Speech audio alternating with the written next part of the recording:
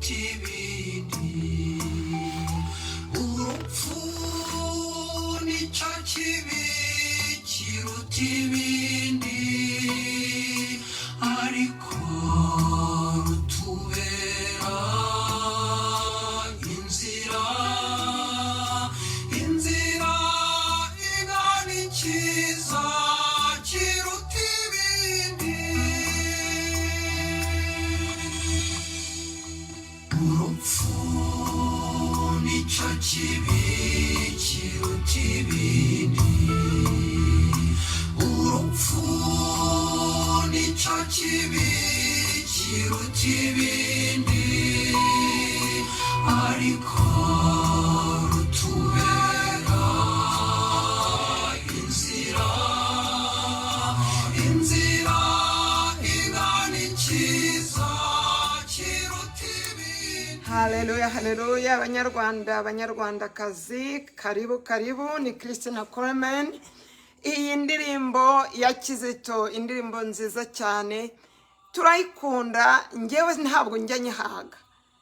Ifite ubuzima muri yo, ifite ukuntu igukora ku mutima nyine ukegera Imana.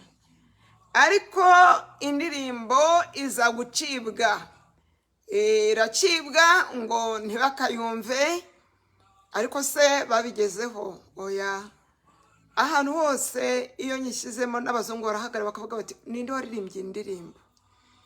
Ubwo rero rwose turanezerewe kubana namwe muri aka kanya. Iyi ndirimbo tuzajya buri gihe tuyishyiramo cyane cyane iyo twegereye itariki yo kwibuka anniversaire ya Kizito. Ndashima Imana cyane kuko nanjye yampaye ubuntu, ni privilege niko navuga, yampaye ibintu ntari nkwiriye, kuko nanjye anniversaire yanjye ni tariki 25 Nyakanga. Donko Kizito nanjye twibuka anniversaire ku munsi umwe. Ibyo rero ndabishimira Imana cyane, ni ibintu ntari nkwiriye, ariko Imana ishimwe kubw'ubuntu bwayo. Reka dusenge. Mana, turakwiragije muri aka kaganiro gato tugiye gukora, ariko nta kaganiro gato imbere yawe kabaho. Urishimira buri gihe ko tuza tukumva ijambo ryawe. Mana, reka nkubere igikoresho kandi mvuge gusa ibintu biragirira abanyarwanda akamaro. Turagusabye rero ubwo twibuka Mutagatifu Kizito, tugusaba ngo Mana umuduhere umugisha mu ijuru, uhora utanga imigisha ku batagatifu bawe, ku bana bawe binjiye mu bundi buzima bushya. Mana, ubwo twumva n'indirimbo, ubwo dukora iki kiganiro, turagusabye ngo Kizito umuduhere umugisha, umuduhere yambu umubwira uti urakunzwe cyane kandi ntabwo wapfuye mu mitima y'abanyarwanda, uriho ubu ngubu n'iteka ryose, nk'uko uwo wizeye nawe azaguha ubuzima iteka ryose. Haleluya, haleluya. Ndabasuhuje rero, uyu munsi tugiye kuganira. Hari amakuru menshi, ariko ntabwo ndi umunyamakuru. Njyewe ikintu cya mbere kiba kinzanye ni ukugira ngo duhagarike ubwicanyi. Nta muntu wagombye gupfa igihe cye kitageze, kandi umwicanyi wese, ubu ikiba kinzanye ndagira ngo mumfashe dusenge umwicanyi wese, waba utanga uburozi, waba utanga sumu, waba wica akoresheje ibindi bikoresho ibyo ari byo byose, turasenga ngo azafatwe ashyikirizwe ikimukwiriye. Haleluya, haleluya. Ni ngombwa ko ubutabera bugera ku bantu bici.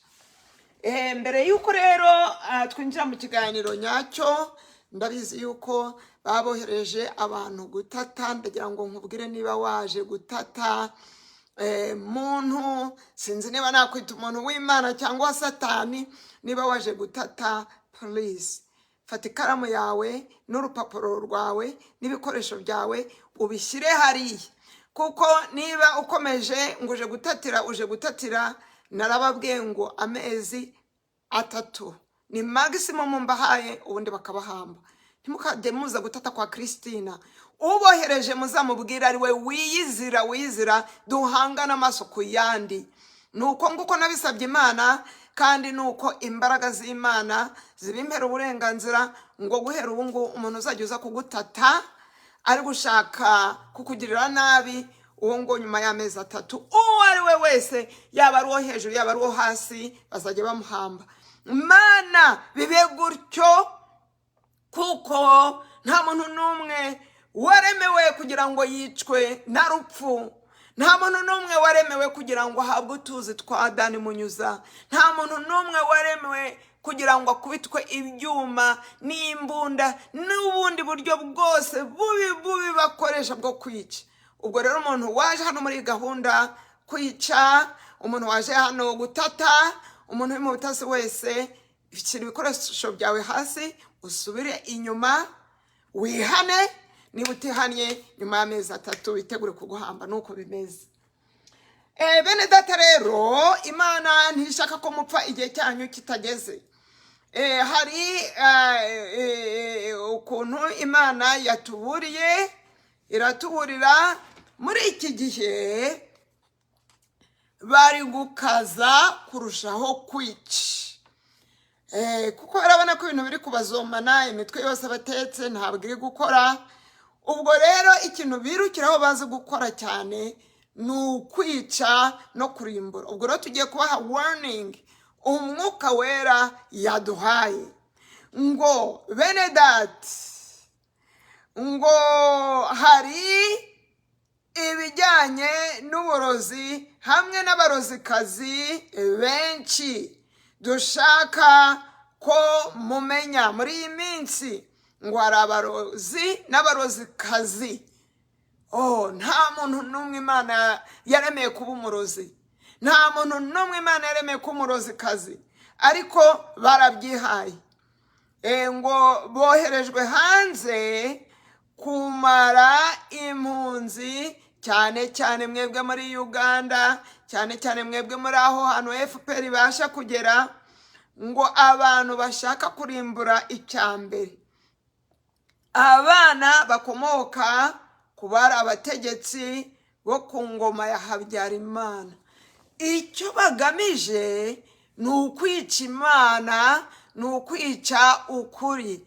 Ariko mbafitiye amakuru mabi, ntabwo ushobora kwica Imana. Bimwe bavuga ngo Imana twayirasiye ngo ku murindi, mu minsi iri imbere baraza kubona ko iyo Mana itapfuye. None se Imana ntikomeje gutabara abantu bayo? Hanyuma rero ntushobora no kwica ukuri.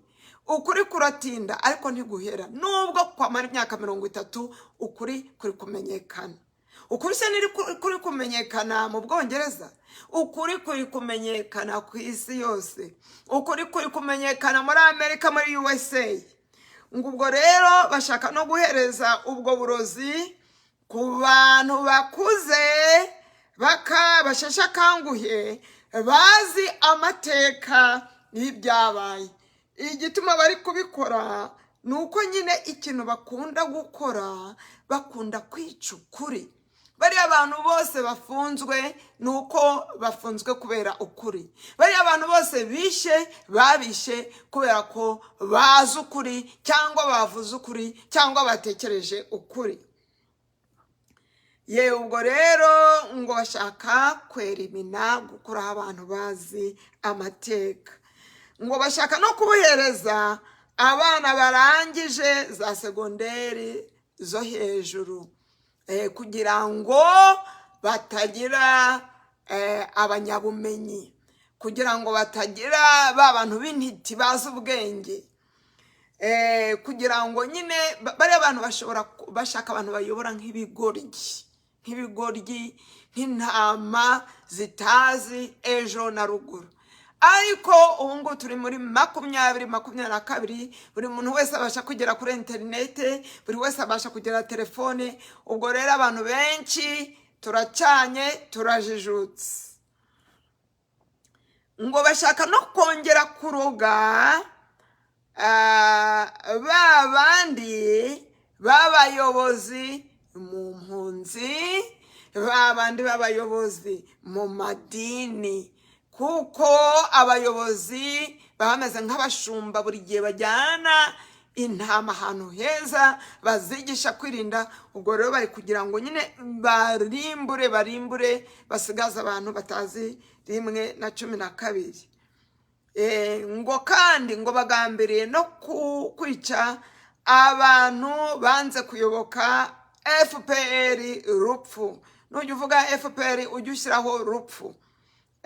ubwo rero bashaka ko buri muntu wese ayiyoboka, bashaka ko bagufungira ababyeyi ukayiyoboka, bakagushimutira abavandimwe ukayiyoboka, bakakwicira abantu ukayiyoboka. ariko si byo, iyo mibare murumva ihuye? oya, ntabwo tuzayoboka FPR, kuko nta cyiza yatuzaniye na kimwe. icyiza abanyarwanda twari dukeneye ntabwo ari amazu ya etaje, ntabwo ari amazu akora ku bicu. icyiza abanyarwanda twari dukeneye ntabwo ari gutera imbere muri ibi na biriya. ikintu cya mbere abanyarwanda bari bakeneye kurusha ibindi ni amahoro. umunyarwanda akajya kuryama ntacyo yishisha, umunyarwanda ntashimutwe. barishe bararimbuye, n'ubu ngubu tuvuga bakoze jenoside. hari umuvandimwe duherutse kuganira, arambwira ati rero pasiteri, ngewe reka nkubwize ukuri, nabaga mu Rwanda, ndi umututsikazi, ndi umucikacumu, nabaga mu Rwanda rwose. ni ukuri, hariho ngo n'igihe hashiraga umwaka tutari twumva umuntu wapfuye. kuko umuntu wumvaga ngo yapfuye ukarara udasinziye, kuko byari ibintu bitabagaho. umuntu yajyaga gupfa ari ibintu bidasanzwe. ni ukuri rwose, hari igihe hashiraga umwaka utari wumva umuntu wapfuye.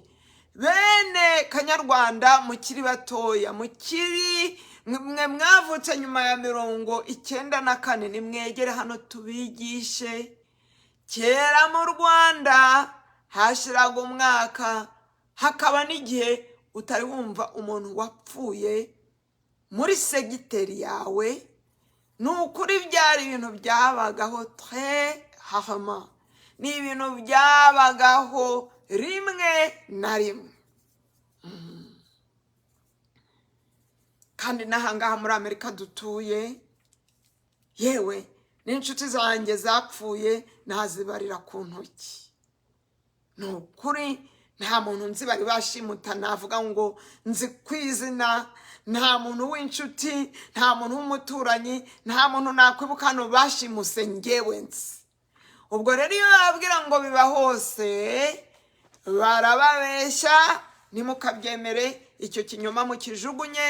guverinoma yica, nta excuse igomba gutanga. ikintu igomba gukora ni ukujya ku mavi ikihana, ikavuga iti twarishe banyarwanda, nimutubabarire. niba ari gukinjira mu kiganiro, twatanze itangazo, turavuga ngo umuntu wese uzaza aje mu butasi kwa Christina, ni ukuri Imana yo mu ijuru, yo nsenga y'imbaraga, ndagusabiye ngo uzabuje mu butasi ubwo aribwo bwose nyuma y'amezi 3, ndetse bamwe nta nubwo muzagezaho bazaba bahambye. nuko bimeze, kuko nta muntu n'umwe waremewe kwicwa na FPR cyangwa se n'abandi bantu. ubwo rero ubwicanyi buriho, ubwicanyi burakomejwe, kandi bwibasiye cyane cyane ubwoko bumwe. ubu rero ikintu umwuka yashakaga ko mbabwira uyu munsi, hari intwaro agiye kubaha. iyi ntwaro mujye muyikoresha buri munsi. nimujye musenga, mujye muvuga ririya sengesho rya Dawe uri mu ijuru, ariko murivuge mu mwuka, ntimukarivuge gikatolika kumwe uvuga uri kuborokora ariko bitakuri ku mutima.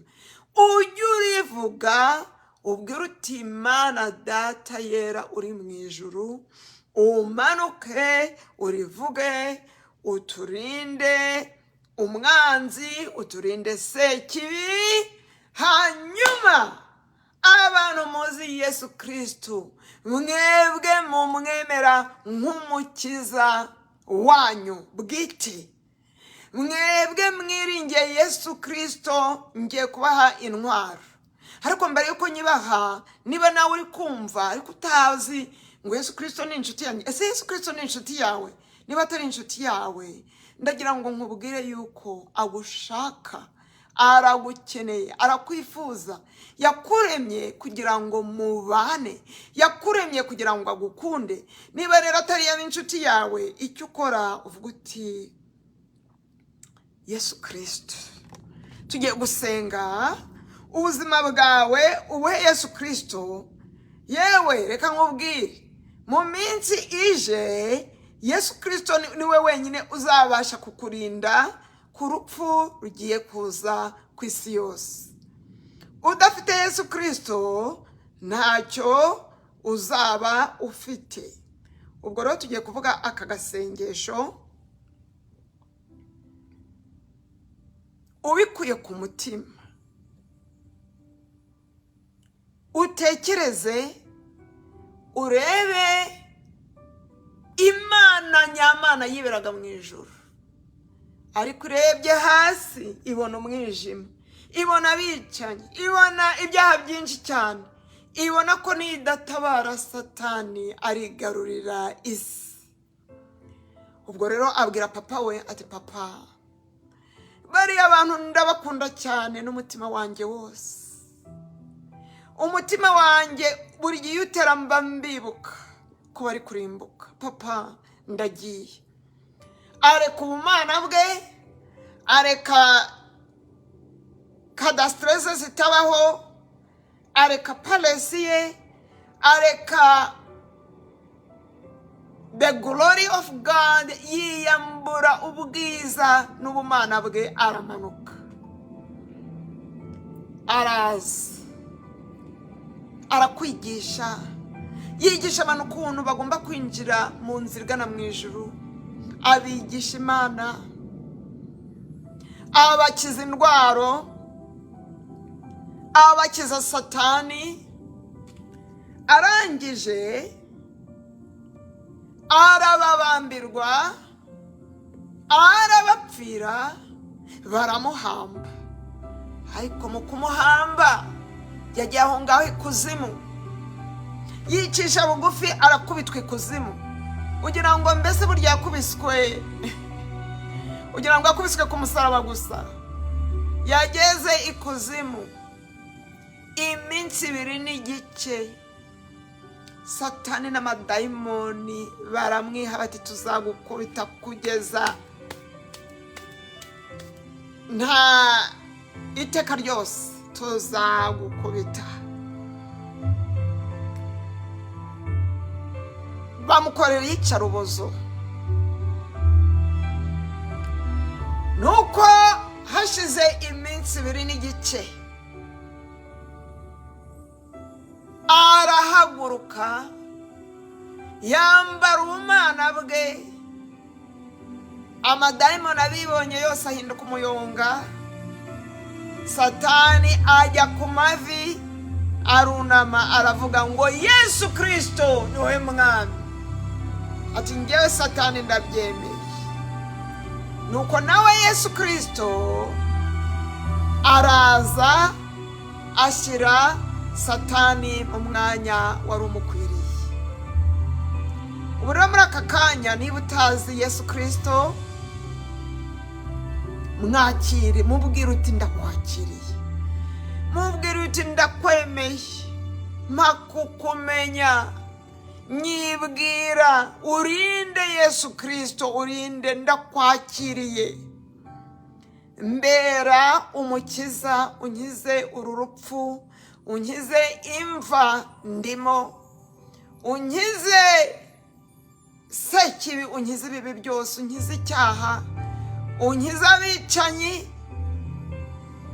mwakire kuko aragushaka, kandi numwakira araza mu mitima yawe. Reka ngusengere. Yesu Kristo, uwo wazamuye ikiganza akazamura umutima we akavuga ati ndizeye kuri Imana, ndizeye kuriho, ndizeye ko waje ukankubitirwa, ukambambirwa, ukamfira, ukazuka, ukaba ari wowe Mana yonyine. Ni wowe Mana yonyine yapfiriye ikiremwa muntu, ni wowe Mana yonyine, ni wowe muntu kandi wenyine wazutse. Ubu ngubu tuvuga imva ye ikaba iri mu busa, uwo nguwo ni we mwemere. Yesu Kristo, wa wundi wavuze ngo yego, wa wundi wavuze ngo ndihannye, wa wundi wavuze ngo ndakwemeye, mukoreho muha ubugingo bushya, kandi ubu ngubu abimenye, agire amahoro n'ibyishimo utanga, agire gutuza, agire no gutabarwa. Muri aka kanya, mu izina rya Yesu Kristo, uri kiremwa gishya, turakwakiriye ngo ugendane natwe. Nuko nguko twakiriye Yesu akadukiza abicanyi. Ntabwo nzibagirwa mva ku kibuga cy'indege, narebye inyuma ndavuga ngo abicanyi narababonye mwica abantu mu kazi, nabonye mushimuta abantu ku kazi. Bye bye, bye bye. Nta kundi tuzongera guhura, nta kundi kongera guhura. Amerika ntabwo nzayivamo ngo nsubire inyuma, kandi ndabizi ko nzajya mu ijuru. Ubwo rero Imana itugirira ubuntu, nawe ubwo buntu Imana irabukugirira, kuko iyo ubaye uwa Yesu Kristo uba icyaremwe gishya. Uba ufite papa ukuvugira, ukurwanirira, nubwo waba uzengurutswe n'abicanyi bose, nubwo baba bafite ibikoresho byose kukurangiza, uzabaca mu ntoki nukomeza kwirinda no kumwumvira, ugakurikiza n'ibyo tuzagenda tubigisha. Ubu rero muri aka kanya turakwakiye, kandi ikintu nari ngiye kubabwira, reka mbigishe uko mugomba kujya musenga.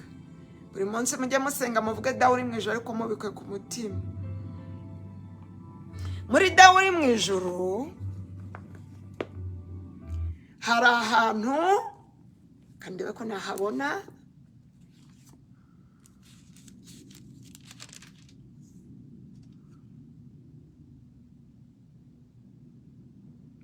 ngo ntuduhane, ntutujyane mu bitwoshya, ahubwo udukize umubi, ahubwo udukize umwanzi. Iri sengesho nujya uhagera ujye uhatinda, uvuga uti Mana uyu munsi unkize umwanzi, Mana uyu munsi unkize umwicanyi, kandi ufate imbaraga.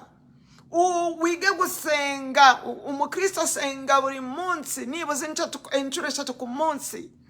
Hanyuma abaze gusenga, ababizobereye, mwigisha n'abandi, mujye muvuga buri munsi uko mubyutse, uko bwije aho muri hose. Umuntu wese woherejwe kunyica, mu izina rya Yesu ndasenze ngo uburozi wanjye ari wowe bwica. Yego, ubu ngubu Imana yambwiye ntabwo tuzakora nice little prayer, ntabwo tuzavuga ya masengesho yo kwicisha bugufi ngo ngewe ngo ntacyo ndicyo, ngo ndi umunyorogoto, ngo Mana this ubu ngubu tugiye gutegeka, turi ku rugamba. Iyo abantu baje kukwica, ugomba guhaguruka nawe ugakora isengesho ry'umusoda. Isengesho ry'umukristo ntabwo rizabuzwa ko wicwa. Ugomba kwambara imbaraga ukavuga uti mu izina rya Yesu, umuntu wese uri kuri gahunda yo kunyica uyu munsi, ibikoresho uhagurukanye byo kunyica nibigucumite, nibikwice, nibikurangize. Uburozi wangeneye ni wowe urangize. Usenge, uyoborwe n'umwuka, wambare gisoda, ufate intwaro zo mu mwuka, urwanye Satani. Hariho n'igihe bigera ukajya mu mbaraga zo mu mwuka, ugatangira ugakora kombati. Ntube wanavuga gusa, ahubwo ukajya ushyira no mu bikorwa uti biragenda gutya nyine nuko bimeze.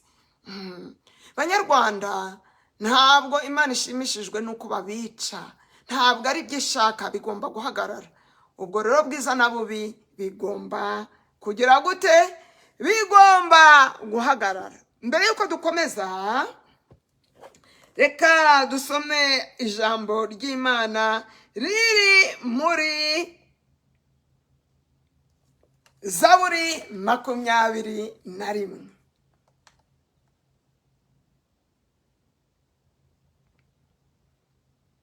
Haleluya, haleluya.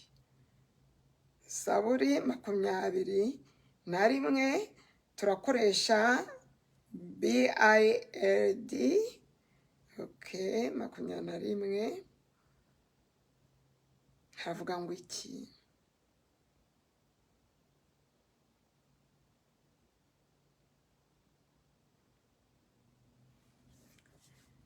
Umurongo wa 9 kumanura kugeza hasi haravuga ngo, nawe mwami, abanzi bawe bose uzabafata mpiri. Dore nibi wabifata ukabisengera gutyo, abanzi bawe bafate mpiri mu izina rya Yesu. Burya nujya usenga, nujya utegeka, ujya ushyira ngo mu izina rya Yesu. Ndategetse ngo abantu babyutse muri iki gitondo baje kungambanira, Mana ndategetse bafate mpiri. Abakwanga bose, Mana ubacakire. Biranditse ngo igihe uzatunguka uzabatwike nk'itanura. Imbaraga z'Imana ni imbaraga zikomeye, ni umuriro uhinda uhoraho abatsembe kubera uburakari bwe bukaze. Umuriro ukongora ubarimbure, abana babo uzabatsembe ku isi, urubyaro rwabo urumare mu bantu. Icyo Imana ivuze ni ukuvuga ngo buri muntu wese wigishijwe gutata no kwica, igihe kirageze ko Imana izamurimbura. Ngo ahubwo ngo kuko bagambiriye kukurwanya, bacura inama mbi, ariko ntibagira icyo bageraho. Ahubwo Mana uzatamika imyambi ubarase biruke baguhunge. Abari mu bihugu mwemerewe kugira intwaro, nababwira ngo nimugende mufate amaklases bigisha kurwana, bigisha gufata pistole, kuko mu bihugu bikomeye nka hano muri Amerika bohereje afite intwaro. Haleluya. Ariko ntimugire ubwoba, Imana izaturinda. Imana yakuye Daniel mu rwobo rw'intare ikamukuramo. Imana iturinda n'Imana ikomeye, gusa tugomba kuba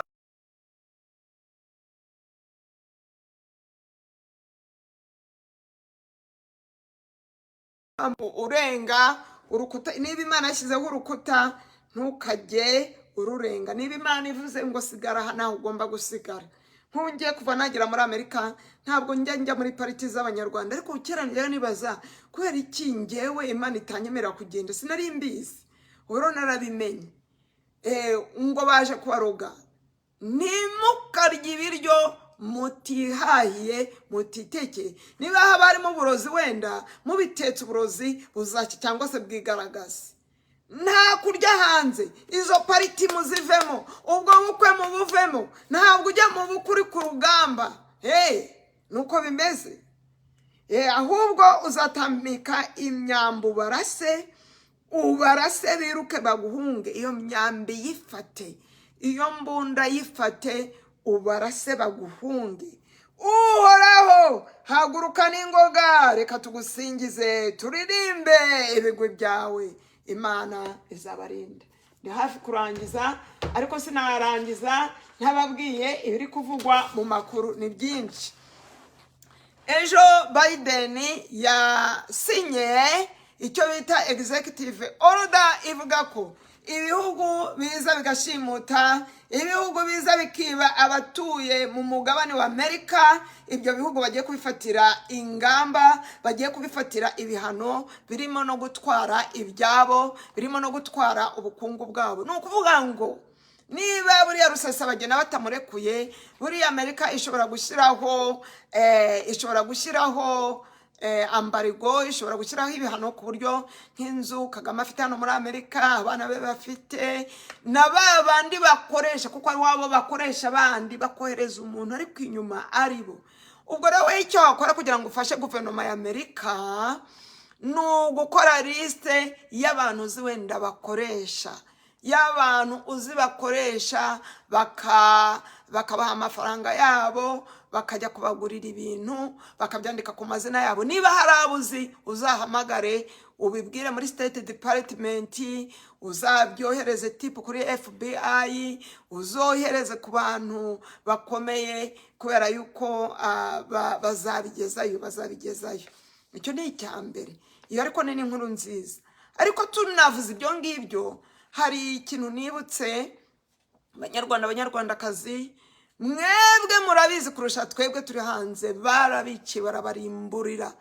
Ndagira ngo mbaze, hari abapasiteri benshi bazimiye, hari abapasiteri tutakibona, hari abapasiteri tutacyumva, kandi batari no hanze, kandi n'imiryango yabo yarazimiye. Ubwo rero ndagira ngo wowe nibuze hari pasiteri wabuze n'umuryango ukabura, ndagira ngo rwose muzafate ayo mazina nayo muyohereze kuri State Department, muyohereze, nushaka no kuyanyohereza kuri Facebook cyangwa se ukohereza n'abandi, kuko igihe cy'ubutabera kizaza, ni ngombwa tumenye ko aho abo bantu bagiye. Amen. Haleluya, haleluya, haleluya. Bizakorwa, Imana izabikora. Niba ari bwo ukinjira, twavuze yuko abantu baza hano baje gutata, bagomba gushyira ibikoresho bya hasi, abaje gufata amajwi bagomba gusubira inyuma. Niba uje gutata, niba uje kugira nabi, niba uri kureba watumwe, niba utihannye, Imana ishobora byose ni uko yabitegetse, n'amezi 3 nyuma bakaguhamba. Nuko bimeze, turi ku rugamba. Nta muntu n'umwe waremewe kwicwa n'undi. Ntabwo nica, ntusha kuza ngo ushake kugambanira ngo tukureke. Nuko bimeze. Hanyuma rero ikindi cyari kiri mu makuru uyu munsi, nuko ambasaderi w'Ubwongereza mu Rwanda ngo nawe yatanze akamaro, avuga ati izo mpunzi ntimuzibeshye ngo muzizane mu gihugu. Erega barabazi, babasekera babazi, nta muntu n'umwe utabazi. Ahubwo ikibazo ni abantu babazi ntibababwira ukuri, ntibavuge ngo ntitubatinya muri abicanyi. Ubu kuri mugomba kugusohora mu kanwa kanyu, mukabivuga mukabyatura. Erega none se n'abakozi b'Imana murabizi ko bica. Niba mutabizi se kuki mutavuga? Hari ibintu byinshi Imana ibabwira kuvuga, mukanga kubivuga kuko mubivuze babica. Ubwo rero ukuri ntabwo ari uko guhishwa mu nda, ukuri kurageze kukavugwa. Ngo rero ngo mu bintu bimwe byatumye ambasaderi avuga ibyo ngibyo, nuko ngo yerekanye yuko Ubwongereza butagombye rwose gukomeza gushakisha kohereza impunzi mu Rwanda. Ngo impamvu ngo nuko ngo igihugu cy'u Rwanda kirashinjwa gufata abantu b'impunzi kikabashyira mu gisirikare, aho bajya kudurubanganya amahoro y'ibindi bihugu by'ibituranyi. Sinjye wabyanditse, iyi ni inkuru iri ku binyamakuru hirya no hino iri gucicikana. Ikindi cyatumye babagira inama yo kutabohereza ni ukubera yuko mu Rwanda hari uguhonyora ikiremwa muntu, hakaba hari ubwicanyi, abantu bakicwa bagapfira mu maprizo, bakicwa bashinjwa ibintu aho kugira ngo babajyane aho baburanira bagahita babarasira aho ngaho. Erega isi irabizi, erega isi irabireba, gushimutwa kw'abantu, ngo no torture, akaba ari byo twavuga nko kugirirwa nabi bari muri prison, iyicwa rubozo, kandi ngo gutoteza umuntu wese uvuze ubutegetsi nabi, umuntu wese uvuze nabi Perezida Kagame. ngo u Rwanda baruhaye amanota barushize muri zone itukura, ni ukuvuga ngo aha hantu ni danger de mort, aha hantu ntabwo ari ahantu ho gushyira abantu. Ikibazo rero kigomeje kugarukamo ni uguhonyora uburenganzira bw'ikiremwamuntu. Bene data, isi yose irabyiye ngo na hashiseri nayo yaravuze iti oya, kubera yuko hano turabizi ibyo bakora. Ubwo rero rwose biriya by'impunzi mukomeze musenge, ndabona bitazakunda. Imana yaratubwiye mu ntangiriro z'uyu mwaka ngo uyu ni umwaka ukuri kuzajya ahagaragara. Byarabaye mutwita abahanuzi b'ibinyomwa, ibyo byarabaye. Uyu ni umwaka ukuri kujya ku mugaragaro. Umwaka utaha Imana yarambwiye ngo ubutabera buzasura buri rugo, ubutabera buzasura buri kona, ubutabera buzasura buri mutegetsi, ubutabera buzakora roundabout, bugende muri ahantu hose. Ni ukuvuga ngo si abategetsi gusa, ahubwo natwe ubutabera buzatugendera. Ni ngombwa ko twihana, ni ngombwa ko dusenga. Haleluya, kuko Imana ntabwo irimo ikina, ishaka ko abantu bahinduka, kuko Yesu Kristo ari hafi kuza kandi ashaka ko azira abantu bakeye. Ubwo rero ngiye kubasezeraho rwose muri iyi minsi mushyiremo indirimbo za Kizito Mihigo kandi munezerwe kandi muririmbe, kuko Kizito Mihigo naramubonye ari mu ijuru, naramubonye kenshi. Hariho n'igihe rwose hano mu rugo nagiye kubona mbona araje ampereje ubutumwa. Ubwo rero ni uwo kwizihizwa. Nimwibuka Kizito Mihigo mwerekurira, mubyinire Imana, nimwishime munezerwe. Nubwo muri ahantu hari ibyago, hari agahinda, musenge cyane. Buri munsi Imana izajya ibaha amahoro, buri munsi Imana izajya ibaha kwishima, buri munsi Imana izabarinda. Ubwo rero sinabasezeraho ntabasengeye, reka tubikore. Haleluya.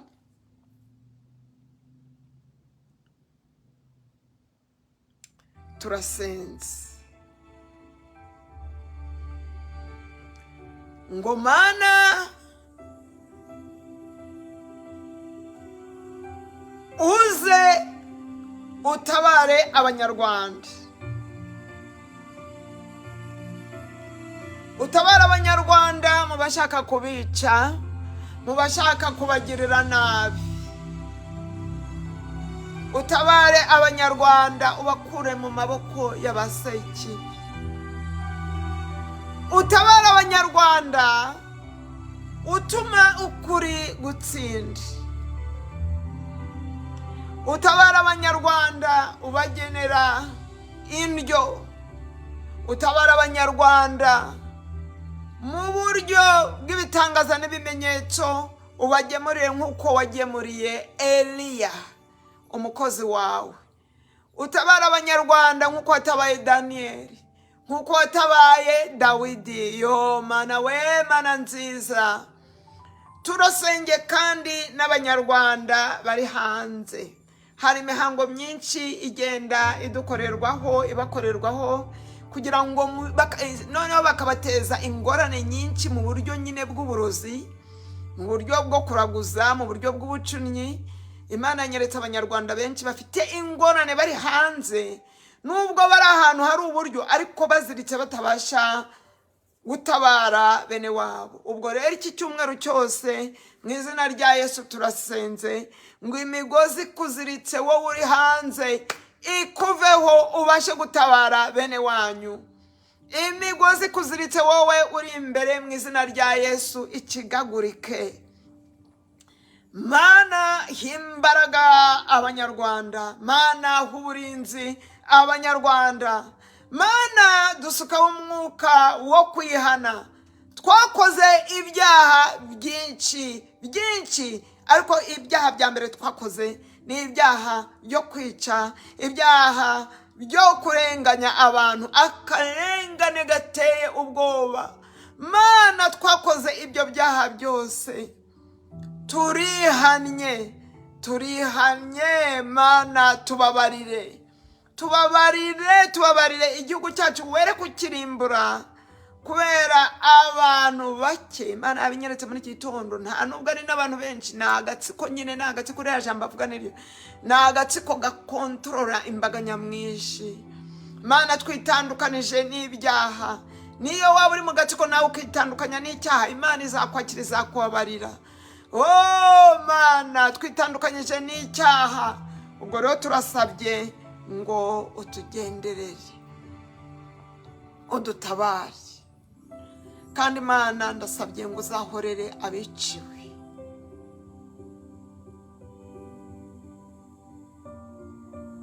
Uwiteka ni umwungeri wawe, ntacyo uzaba. Umwizere kandi ushyire mu bikorwa ibingibi twavuze. Umuntu wese ufite imigambi yo kugira nabi abanyarwanda aho bari hose, umuntu wese ufite imigambi yo kwica, intwaro nazishyire hasi. Ukuri ni kuganze. Mana fungura amaso bariya bicanyi, babone ko kwica atari cyo gisubizo. Bafungura amaso babone ko badashobora kwica ukuri. Ukuri ni kuganze, ukuri ni gutsinde, kandi ukuri ni kuvugwe. Imana ibashoboze kuvuga ukuri, ukuri niko kwatsinze Satani. Imana ibagire neza, ikomeze kubana namwe Banyarwanda, mu izina rya Yesu. Haleluya. Asezeyeho.